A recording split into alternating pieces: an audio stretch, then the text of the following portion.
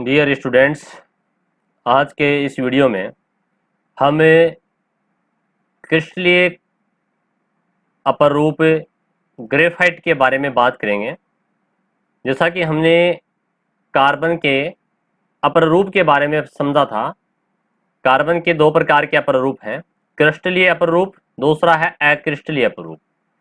क्रिस्टलीय अपर रूप का मतलब होता है जिसमें कार्बन परमाणु एक निश्चित व्यवस्था में हो, यानी कि कार्बन कार्बन के बीच में एक निश्चित ज्यामिति हो और एक निश्चित बंद कोण हो, तो वो क्रिस्टलीय अपर रूप कहलाते हैं, जिसके उदाहरण हीरा, ग्रेफाइट और फुलरीन हैं।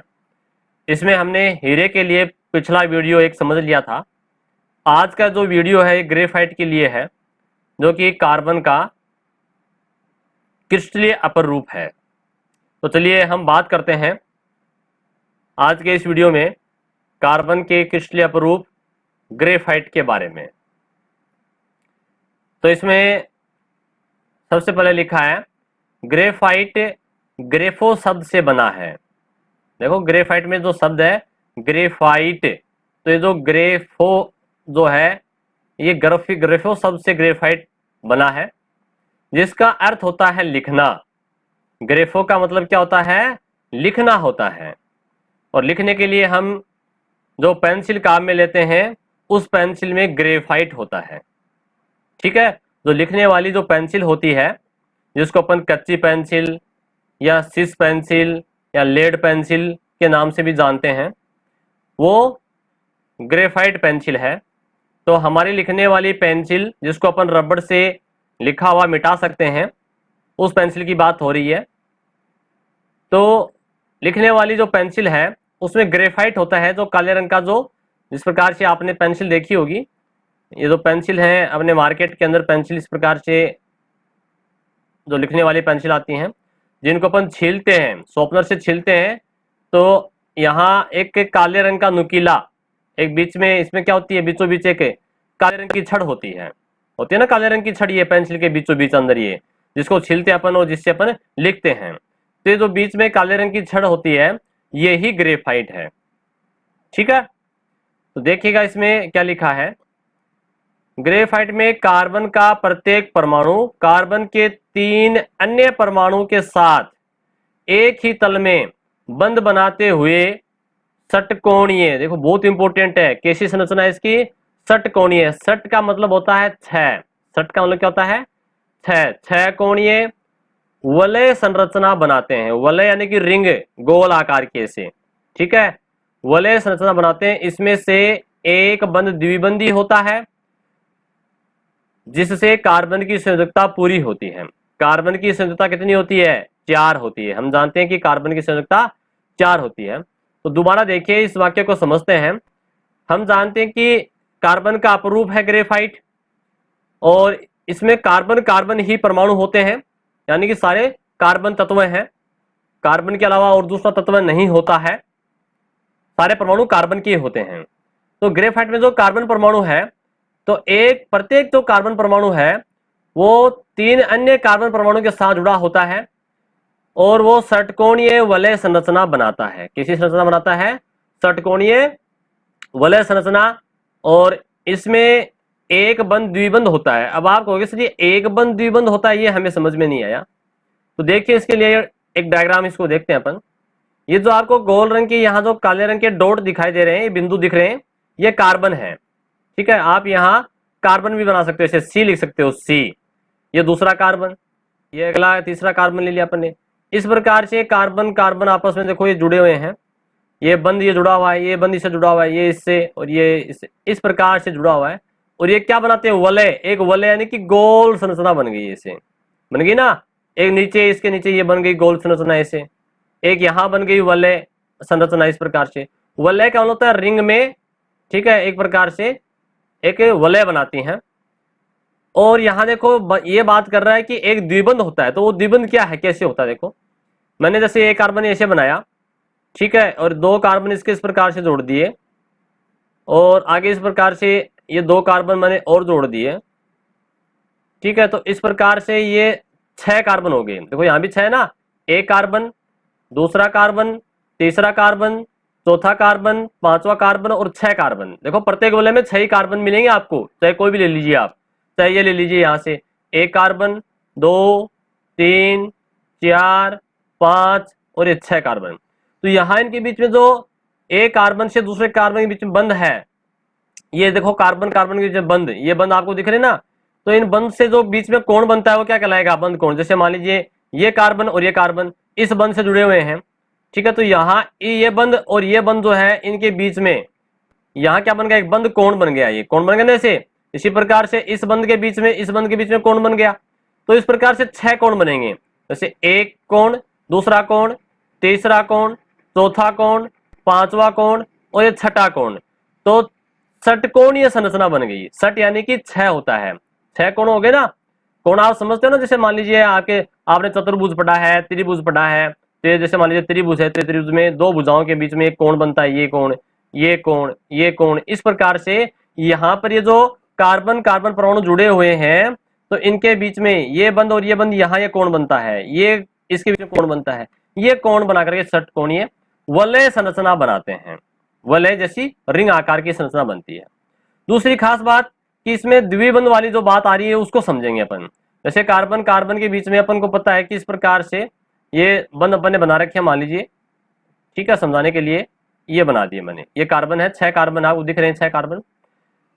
तो यहां देखिएगा इसमें क्या होता है, जैसे मान लीजिए सपोज कीजिए ये कार्बन है, ठीक है, ये कार्बन ऊपर से एक जुड़ा हुआ है, नीचे से एक जुड़ा हुआ है, और इसके साथ में एक कार्बन और जुड़ा हुआ है इधर, ठीक है ना। तो इस कार्बन से 3 तो कार्बन जुड़ गए, 1, 2, 3, लेकिन एक द्विबंध होगा तो इसकी संयोजकता पूरी हो जाएगी, ये द्विबंध हो गया 4। कार्बन की संयोजकता कितनी होती है, 4 होती है। ठीक वैसे मान लीजिए ये कार्बन है, तो इस कार्बन से एक कार्बन तो इधर जुड़ा हुआ है, ठीक है, और एक नीचे इधर, एक इधर, तो 3 ही बंध हुए, एक द्विबंध हो जाएगा तो संयोजकता पूरी हो गई, 4 हो गई, लीजिए हो गए ना 4। इसी प्रकार से ये कार्बन इधर और जुड़ा हुआ है, इस कार्बन की संयोजकता देखो 4 हो गई, 2, 1, 3, 1, 4। इसी प्रकार से इस कार्बन की संयोजकता देखो 2, 1, 3, 1, 4 पूरी होगी। तो कहने का मतलब ये है कि प्रत्येक कार्बन कार्बन परमाणु जो है वो आपस में जुड़े होते हैं, जिसमें जैसे ये मान लीजिए ये कार्बन परमाणु है, अपन समझें इसको कि ये कार्बन परमाणु जो है ये एक बंध तो यहां बना लिया, एक बंध यहां सिंगल सिंगल बना लिया, और यहां एक डबल बॉन्ड बन गया, द्विबंध बन गया, ठीक है। तो इस प्रकार से आपके समझ में आ गया होगा कि किस प्रकार से कार्बन कार्बन आपस में बंध बनाते हैं और द्विबंध कैसे बनता है। तो यहाँ ये जो संरचना में इसमें कार्बन ये है और ये कार्बन है, इनके बीच में ये द्विबंध होता है इधर वाला ये, ठीक है। यहाँ ये कार्बन है, ये कार्बन है, यहाँ इसमें द्विबंध है, ये एक बंध, यहाँ तो एक एक बंध दिखा रखे हैं आपको, ठीक है, द्विबंध है। और ये जो बंध होता है, ये जो बंध बने हुए ना यहाँ आपको जो बंध दिख रहे हैं, ये सहसंयोजी बंध है। कैसे बंध है, सहसंयोजी बंध है, याद रखिएगा, ये सहसंयोजी बंध होते हैं। चलिए पहला वाक्य क्लियर हुआ और कार्बन अपनी संयोजकता पूरी करता है। दूसरा सेंटेंस है, ग्रेफाइट की संरचना में षटकोणीय तल, देखो षटकोणीय यानी कि 6 कोण वाला तल एक बन गया, ये षटकोणीय एक वलय तल बन गया, ठीक है ना। ये आगे लिखा है, षटकोणीय तल एक दूसरे के ऊपर व्यवस्थित होकर परत संरचना का निर्माण करते हैं। अब देखिएगा एक दूसरे के ऊपर किस प्रकार से परत बनाते हैं। जैसे मान लीजिए ये एक षटकोणीय वलय संरचना होगी और ये दूसरी षटकोणीय वलय संरचना है। तो ये जो यहाँ जो षटकोणीय वलय की संरचना है, ये एक प्रकार से एक पूरी एक परत बन गई ऊपर वाली, ठीक है ना ऐसे, और एक नीचे एक षटकोणीय वलय की यहाँ इस प्रकार से नीचे भी एक परत बन गई। तो एक परत तो ये हो गई और एक परत ये हो गई, तो इस प्रकार से परत बनाती हैं। समझ में आ रहा होगा परत किसे कहते हैं, ठीक है। तो इस प्रकार से हमने देखा कि परत बन रही है। देखो आपके इस डायग्राम में 3 परत बनी हुई है, एक परत, दूसरी परत और तीसरी परत। तो ये परत इसकी बात कर रहा है। षटकोणीय तल एक दूसरे के ऊपर व्यवस्थित होकर परत संरचना का निर्माण करती हैं। 2 परतों के मध्य दुर्बल बंध, और देखो ये दुर्बल यानी कि कमजोर बंध होता है, ठीक है। देखो 2 प्रकार के बंध हैं ग्रेफाइट में। यहाँ ये जो एक वलय संरचना बन रही है, इसमें तो है सहसंयोजक बंध। ये तो कौन सा बंध है, सहसंयोजक बंध, जो कि प्रबल है, मजबूत है, ठीक है। और यहाँ ये जो एक परत है, मान लीजिए इस परत का ये एक वलय है और ये दूसरी 2 परत है, ये ऊपर वाली एक परत और दूसरी परत, इसमें इस वलय में और दूसरी परत के इस वलय के बीच में ये जो डॉट डॉट डॉट करके जो लाइन आ रही नहीं है ये वाली, ये भी बंध बनाते हैं। और ये जो बंध होता है ये दुर्बल होता है और इस बंध का नाम है वांडरवाल बंध। ठीक है, क्या नाम है इसका? वांडरवाल बंध कहते हैं। ये दुर्बल होता है, कमजोर होता है। ठीक है, ये एक परत और दूसरी परत के बीच में जो डॉट डॉट करके जो लाइन खींची हुई है, ये रेखाएं आप देख पा रहे हैं, ये तीसरी परत के बीच में यहाँ भी इस प्रकार से रेखाएं खींची हुई है। ये दुर्बल बंध बनाते हैं कार्बन कार्बन के परमाणु एक परत से दूसरी परत के बीच में, और ये दुर्बल वांडरवाल बॉन्ड होता है, बंध होता है, जिसके कारण ग्रेफाइट मुलायम होता है। दुर्बल होने के कारण क्या होगा, ये एक परत ऊपर वाली परत नीचे वाली परत के ऊपर फिसल जाएगी। ठीक है ना, यहां से फिसल जाती है, इस कारण से ग्रेफाइट चिकना होता है और मुलायम होता है। आपने कच्ची पेंसिल में जो अंदर जो कोयल आती है काले रंग की देखी होगी, वो चिकनी होती है, मुलायम होती है। ठीक है, तो क्या लिखा है, दो परतों के मध्य दुर्बल बंध होने के कारण उनके मध्य अधिक दूरी होने से एक परत दूसरी परत पर फिसल सकती है। ये जो परतें बनी हुई हैं, ये वाली और ये वाली एक दूसरे के ऊपर फिसल जाती हैं। ठीक है, खिसक जाती हैं। यही कारण है कि ग्रेफाइट को शुष्क स्नेहक के रूप में प्रयुक्त करते हैं। देखो समझिएगा, यहां से बोर्ड परीक्षा में क्वेश्चन बन सकता है कि ग्रेफाइट को शुष्क स्नेहक के रूप में क्यों प्रयोग में लिया जाता है। पहली बात तो ये स्नेहक क्या है, दूसरी बात ये शुष्क स्नेहक क्या हो गया। देखिएगा, स्नेहक आप जो बच्चे छोटे बच्चे होते हैं वो साइकिल बहुत चलाते हैं, साइकिल चलाने का उनको बहुत शौक होता है। तो साइकिल की जो चेन होती है और जो पेडल वगैरह होते हैं, पहिए होते हैं, वहां अपने उनमें घर्षण नहीं हो। जो बेरिंग होता है, बेरिंग के अंदर या तो ऑयल डाला जाता है, तेल डाला जाता है। आपने जो चैन है ना, चैन से आपके हाथ काले हो जाते हैं क्योंकि वो उसमें तेल डाला जाता है, या उसमें ग्रीस का प्रयोग किया जाता है। ठीक है ना, ग्रीस का प्रयोग करते हैं ना अपन। तो जो ग्रीस जो घर्षण को कम करते हैं, ठीक है, ये घिसने, घर्षण का मतलब क्या है, जब दो वस्तुएं आपस में एक दूसरे से ऊपर घिसती हैं ऐसे, वो घर्षण कहलाता है। ठीक है, तो घर्षण के कम होने से साइकिल के पुर्जे नहीं घिसेंगे, इसलिए अपन तेल या फिर ग्रीस का प्रयोग करते हैं। तो वो वहां पर स्नेहक का काम करता है। जो घर्षण को कम करने वाला पदार्थ है उसे स्नेहक कहते हैं, जैसे तेल या ग्रीस। जैसे सिलाई मशीन है, उसमें अपन ग्रीस लगाते हैं, या कल कारखानों में जो पुर्जे होते हैं वहां भी अपन स्नेहक के रूप में ग्रीस या ऑयल का प्रयोग करते हैं। ठीक है, शुष्क स्नेहक क्या है, जैसे ऑयल तो तेल है, वो तो कैसा हो गया, वो तो लिक्विड स्टेज में होता है, तरल पदार्थ में है। लेकिन ग्रेफाइट जो है ये शुष्क है, ये लिक्विड अवस्था में नहीं है। ठीक है, ये ड्राई स्टेज में है। तो शुष्क अवस्था मतलब सूखा। तो ये एक प्रकार से जो कच्ची पेंसिल में जो पाउडर अपना जो अंदर जो कोयल है काले रंग की, उसको अपन देखें, अगर पाउडर बना ले, उसको पीस लें तो बिल्कुल मुलायम हो जाएगा। जैसे पाउडर होता है ना अपना, पाउडर जब अपने शरीर पे घमोरियां हो जाती हैं तो पाउडर लगाते हैं गर्मियों में अपन, वो पाउडर भी एक प्रकार से शुष्क स्नेहक का काम करता है। कहाँ, जो बच्चे कैरम बोर्ड खेलते हैं, कैरम बोर्ड खेलते हैं ना अपन, कैरम बोर्ड में जिसमें गोटियां होती हैं, अपन अंगुली से उसको खिसकाते हैं, तो वहां उसके ऊपर पाउडर का छिड़काव करते हैं ताकि वो गोटी और कैरम बोर्ड जो है उस बोर्ड के अंदर घर्षण नहीं हो। तो ठीक वही बात है, उसी प्रकार से ग्रेफाइट का प्रयोग भी शुष्क स्नेहक के रूप में किया जाता है कल कारखानों में पुर्जों को घिसने से बचाने के लिए। ठीक है, और क्यों करते हैं शुष्क स्नेहक के रूप में प्रयोग इसका, क्योंकि इसकी जो परतें होती हैं, दो परतों के मध्य दुर्बल वांडरवाल बंध होता है, जिसके कारण एक दूसरे से परत जो है वो फिसल जाती हैं, खिसक जाती हैं, और ये चिकना होता है, मुलायम होता है, पुर्जों को घिसने से बचाता है। चौथा पॉइंट बहुत ही इंपॉर्टेंट आ रहा है, जहां से बोर्ड परीक्षा में कई बार क्वेश्चन पूछा गया है, मुक्त इलेक्ट्रॉनों की उपस्थिति। देखिए यहां पर क्या बताया था, एक कार्बन परमाणु अन्य 3 कार्बन परमाणु से जुड़ा हुआ है, 1 2 3। ठीक है ना, 3 कार्बन परमाणु जुड़ा हुआ है। तो कहने का मतलब इसमें एक मुक्त इलेक्ट्रॉन पाया जाता है। तो मुक्त इलेक्ट्रॉन की उपस्थिति होने के कारण यह विद्युत का सुचालक है। जैसे अपने पिछले वीडियो में पढ़ा था, हीरा जो है वो विद्युत का कुचालक है या अचालक है, क्योंकि उसमें मुक्त इलेक्ट्रॉन नहीं होता। एक कार्बन वहां 4 अन्य कार्बन परमाणुओं से जुड़ा होता है, परंतु यहाँ पर एक कार्बन परमाणु 3 कार्बन परमाणुओं से जुड़ा हुआ है, इसलिए यहाँ पर एक मुक्त इलेक्ट्रॉन पाया जाता है। मुक्त इलेक्ट्रॉन होने के कारण यह विद्युत का सुचालक या चालक है। ठीक है, या फिर देखो क्या लिखा है, मुक्त इलेक्ट्रॉन की उपस्थिति एवं दो परतों के मध्य उपस्थित स्थान। दो परतों के बीच में देखो, ये एक परत है और दूसरी परत है, इसके बीच में क्या है, स्पेस है ना, खाली जगह, ये स्थान है, इसके कारण ये विद्युत का सुचालक होता है। ये सुचालक की बात होगी। अब देखो 1 नंबर का आपके बोर्ड परीक्षा में क्वेश्चन आ सकता है कि ग्रेफाइट की संरचना को समझाइए, ग्रेफाइट की संरचना बनाइए, चित्र बनाइए ग्रेफाइट की संरचना का।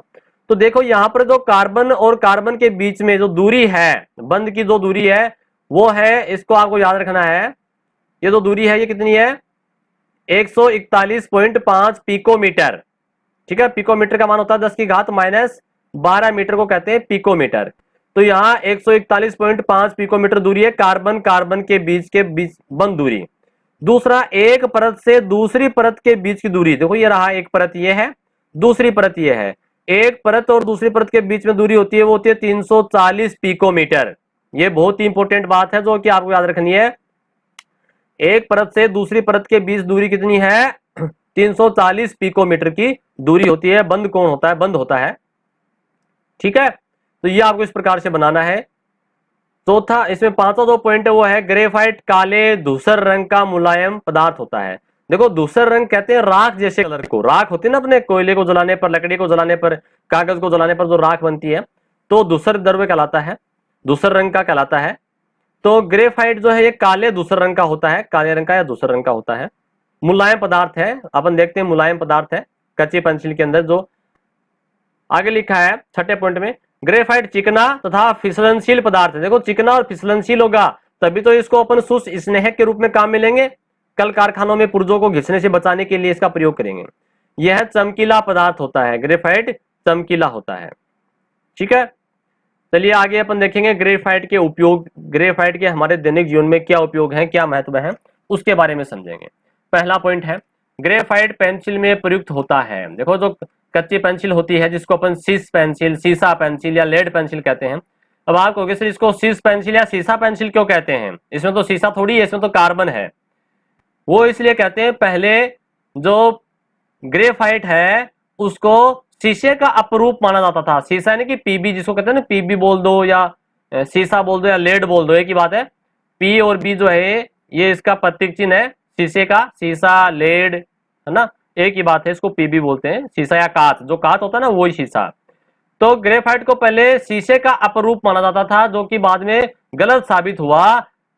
ग्रेफाइट किसका अपरूप है, कार्बन का अपरूप है। किसका है, कार्बन का अपरूप है। तो ग्रेफाइट जो इसका प्रयोग पेंसिल में होता है। दूसरा है शुष्क स्नेहक के रूप में, यानी कि कल कारखानों में मशीनों के अंदर जो है घर्षण को कम करने के लिए शुष्क स्नेहक के रूप में इसका प्रयोग करते हैं। तीसरा है इलेक्ट्रोड बनाने के काम आता है। इलेक्ट्रोड यानी कि जो बिजली उत्पन्न करने के लिए, विद्युत धारा उत्पन्न करने के लिए जो शुष्क सेल आते हैं, अपने सेल जो काम में लेते हैं ना, उनके अंदर इलेक्ट्रोड, जैसे आपने अपने घरों में जो टॉर्च है, बैटरी है, उसमें इस प्रकार से एक जो सेल अपन देखते हैं, सेल है ना, इस प्रकार से सेल होता है। यहाँ एक छोटी सी एक टोपी होती है इसे, ठीक है। तो बीच में एक जो काले रंग की छड़ होती है कार्बन की बनी हुई, देखिए ना आपने, ये जो कार्बन की बनी हुई काले रंग की छड़ होती है, जो अपने टीवी के रिमोट है उसमें जो सेल आता है, या बैटरी में जो टॉर्च में अपन काम में लेते हैं, तो ये जो काले रंग का जो बीच में जो छड़ है, ये छड़, ये इलेक्ट्रोड है, ठीक है। और ये ग्रेफाइट ही होता है। क्या होता है, ये कार्बन का अपरूप है, ग्रेफाइट होता है।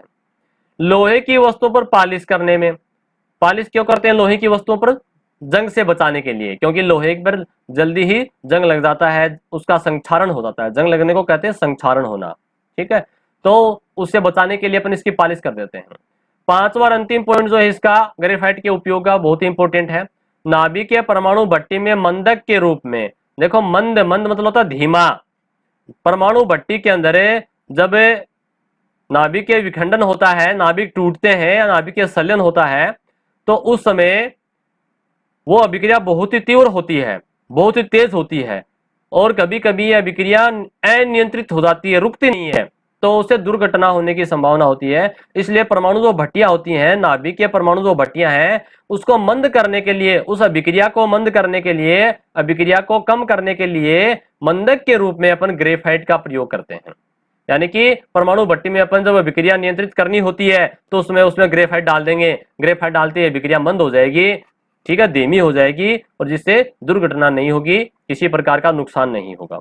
तो इस प्रकार से हमने इस वीडियो में जो कार्बन का क्रिस्टलीय अपरूप है उस ग्रेफाइट के बारे में, ग्रेफाइट की जो विशेषता है उसके बारे में समझा। इसकी संरचना कैसी होती है, षटकोणीय, ठीक है ना, वलय संरचना होती है, और ये इसमें परतों के रूप में होता है, ठीक है। दो परतों के बीच में दुर्बल जो वांडरवाल बंद होता है उसके कारण यह एक दूसरे पर परतें फिसल जाती हैं, और ये शुष्क स्नेह के रूप में इसका प्रयोग करते हैं। यह विद्युत का सुचालक होता है, क्योंकि इसमें मुक्त इलेक्ट्रॉन पाया जाता है। ठीक है, और फिर हमने पढ़ा कि इसका रंग कैसा होता है, काला धूसर होता है। और इसके फिर अपने उपयोग पढ़े, उपयोगों के अंदर जो खास बातें हैं वो ये पढ़ी कि पेंसिल में, शुष्क स्नेह के रूप में, इलेक्ट्रोड में, लोहे की वस्तुओं पर पालिश करने में, और नाभिक के परमाणु भट्टी में मंदक के रूप में इसका प्रयोग करते हैं। अगले वीडियो में हम फुलरीन के बारे में पढ़ेंगे। फुलरीन भी एक कार्बन का जो क्रिस्टलीय अपरूप है वही है। देखो ये रहा कार्बन का क्रिस्टलीय अपरूप फुलरीन। इसके बारे में जानकारी प्राप्त करेंगे। धन्यवाद।